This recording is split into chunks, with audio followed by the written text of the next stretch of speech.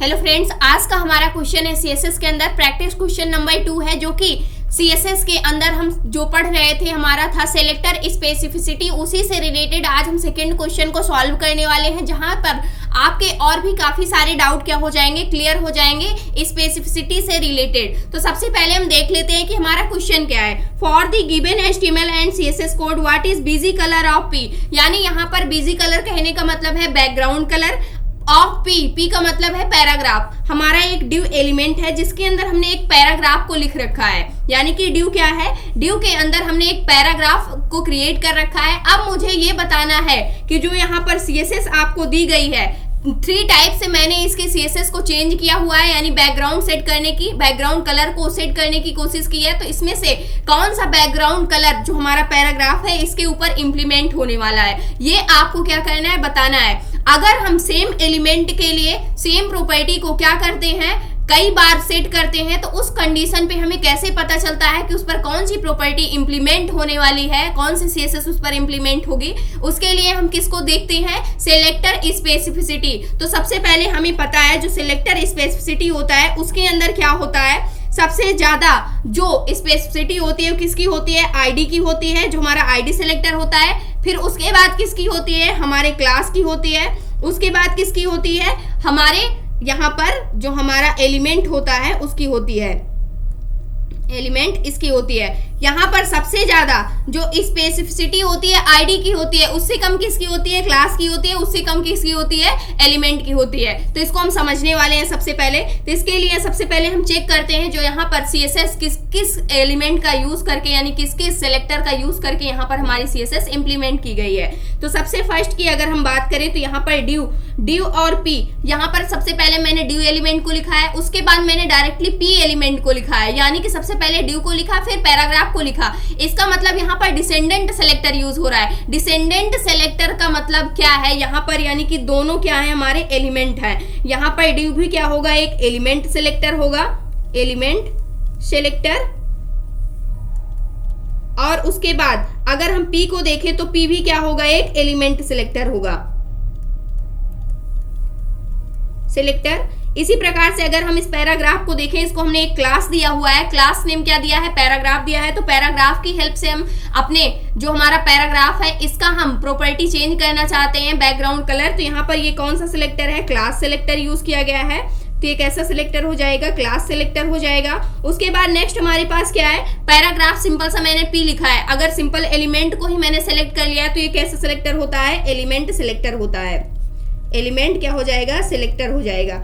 अब यहां से मुझे चेक करना है, अगर मैं यहां पर किसका यूज करके, दोनों डिसेंडेंट सेलेक्टर का अगर मैं यूज करके बैकग्राउंड कलर सेट करती हूं तो इसकी क्या वैल्यू होती है, जो स्पेसिफिसिटी होती है वो क्या कैलकुलेट होकर के आती है। इसको हम कैलकुलेट कर लेते हैं। सबसे पहले चेक करते हैं कि इसके अंदर कोई आईडी है। तो यहाँ पर जो हमारा ड्यू है और ये पी है, फर्स्ट वाले के अंदर हम देखेंगे तो इसके अंदर कोई भी आईडी नहीं है।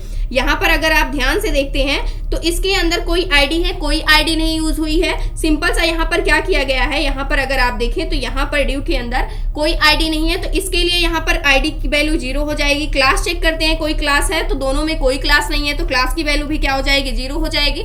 एलिमेंट देखते हैं क्या कोई एलिमेंट यूज हुआ है, तो यहाँ पर सबसे पहले ड्यू भी एक एलिमेंट है, एक सिंगल एलिमेंट फिर लेंगे, एक एलिमेंट और है तो +1 और कर देंगे। तो यहाँ पर कितना एलिमेंट यूज हुआ है, 2 एलिमेंट हुआ है। तो इसकी वैल्यू क्या आ जाएगी, फर्स्ट वाले की जो वैल्यू आएगी वो आएगी यहाँ पर 002।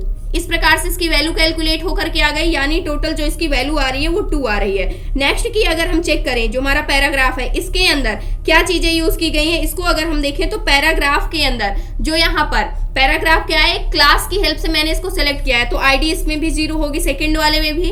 और क्लास क्या है, एक सिंगल क्लास है, पैराग्राफ एक सिंगल क्लास यहाँ पर मैंने लिया है। और उसके बाद एलिमेंट एक भी है, एक भी एलिमेंट नहीं है, तो एलिमेंट की वैल्यू क्या हो जाएगी, 0 हो जाएगी। उस कंडीशन पे यहाँ पर सेकंड वाले की यहाँ पर क्या वैल्यू निकल कर आ रही है, 010 आ रही है, यानी इक्वल हमारी 10 आ रही है। इसकी जो स्पेसिफिसिटी निकल रही है वो क्या निकल रही है, 10 निकल रही है। नेक्स्ट हमारे पास क्या है, पैराग्राफ है।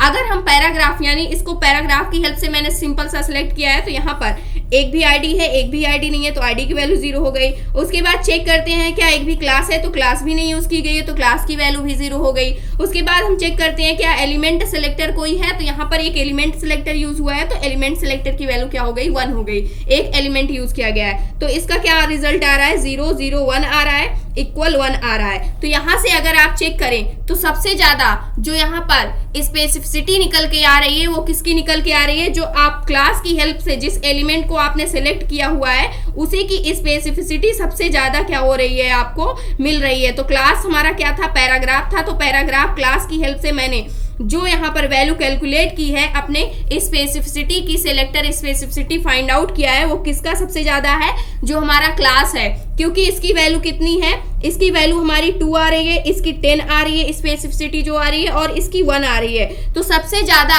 जिसकी स्पेसिफिसिटी होती है वही सीएसएस क्या हो जाती है, इंप्लीमेंट हो जाती है उस एलिमेंट के ऊपर। इसको हम एक बार करके भी देख लेते हैं। तो सबसे पहले फर्स्ट वाले की हेल्प से मैंने इसका कलर यहाँ पर ब्लू शेड करना चाहा है, उसके बाद मैंने यहाँ पर डीप पिंक रखा है। डीप पिंक कलर हमारा क्या होना चाहिए, हमारे बैकग्राउंड कलर पे इंप्लीमेंट होना चाहिए। उसके बाद यहाँ पर पैराग्राफ की हेल्प से मैंने ग्रीन येलो किया हुआ है। सबको हम करके देखते हैं। तो यहाँ पर जो हमारा फाइनल रिजल्ट आना चाहिए, जो हमारे बैकग्राउंड का कलर होना चाहिए इस पैराग्राफ के, वो क्या होना चाहिए, डीप पिंक कलर होना चाहिए। तो इसको हम करने वाले हैं। तो यहाँ से ये हमारा क्या HTML कोड है, इसके लिए हम CSS लिखने वाले हैं। सबसे पहले जो CSS लिखने वाले हैं वो कौन सा कलर मुझे सेट करना था, सबसे पहले ड्यू यहाँ पर डिसेंडेंट सेलेक्टर का यूज करके बैकग्राउंड कलर मुझे क्या करना था, ब्लू शेड करना था। तो सबसे पहले हम ड्यू को लेते हैं, उसके बाद हम किसको, पैराग्राफ को लेंगे, डिसेंडेंट सेलेक्टर। उसके बाद हम यहाँ से बैकग्राउंड कलर को क्या रखने वाले हैं, जो हमारा बैकग्राउंड कलर है वो ब्लू रखने वाले हैं। तो यहाँ से मैंने ब्लू कर दिया।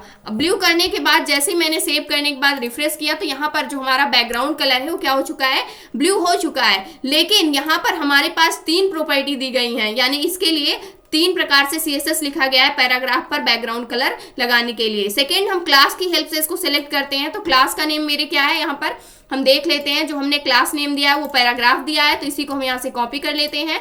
और यहाँ पर हम क्या करने वाले हैं, अब क्लास की हेल्प से, तो डॉट, उसके बाद क्लास का नेम, उसके बाद मुझे इसका बैकग्राउंड कलर क्या रखना है, डीप पिंक रखना है। तो यहाँ से मैंने डीप पिंक कर दिया। उसके बाद मैंने इसको सेव किया। सेव करने के बाद इस पेज को हम रिफ्रेश करते हैं। अब इसका बैकग्राउंड कलर चेंज होकर के क्या हो चुका है, डीप पिंक हो गया है, क्योंकि जो हमारा यहाँ पर जो हमने डिसेंडेंट सेलेक्टर यानी ये दोनों एलिमेंट सेलेक्टर थे, इसका यूज करके मैंने जब बैकग्राउंड कलर को यहाँ पर सेव किया तो इस कंडीशन पे क्या हो रहा है, इसकी स्पेसिफिसिटी इससे ज्यादा है, यानी कि जो हमारा पैराग्राफ है यानी क्लास वाला हमने सेलेक्टर यूज किया है, इसकी स्पेसिफिसिटी किससे ज्यादा है, जो हमारा डिसेंडेंट सेलेक्टर है उससे ज्यादा है। तो ये वाली CSS क्या हो गई, इंप्लीमेंट हो गई। नेक्स्ट, अगर हम एलिमेंट की हेल्प से करेंगे तो इसकी स्पेसिफिसिटी सबसे कम है, तो इस कंडीशन पे ये इंप्लीमेंट नहीं होगी। इसको भी हम करके देखने वाले हैं। सिंपल सा पैराग्राफ को सिलेक्ट किया, उसके बाद हम क्या लिखने वाले हैं, जो बैकग्राउंड कलर होने वाला है हमारा वो ग्रीन येलो होने वाला है। तो यहाँ से मैंने ग्रीन येलो कर दिया और इसको मैंने सेव किया। सेव करने के बाद अब पेज को रिफ्रेश करेंगे तो कोई चेंज नहीं आएगा, क्योंकि जिसकी स्पेसिफिसिटी सबसे ज्यादा होती है जिस सिलेक्टर की, उसी की CSS क्या होती है, इंप्लीमेंट होती है हमारे एलिमेंट के ऊपर, हमारे डॉक्यूमेंट के ऊपर। तो ये पॉइंट आपको हमेशा नोट डाउन करके रखना है। तो ये था आज का हमारा टॉपिक। आई होप दोस्तों अगर आज की इन्फॉर्मेशन आपको अच्छी लगी हो तो प्लीज वीडियो को लाइक करना, चैनल को सब्सक्राइब करना और दोस्तों के पास शेयर करना।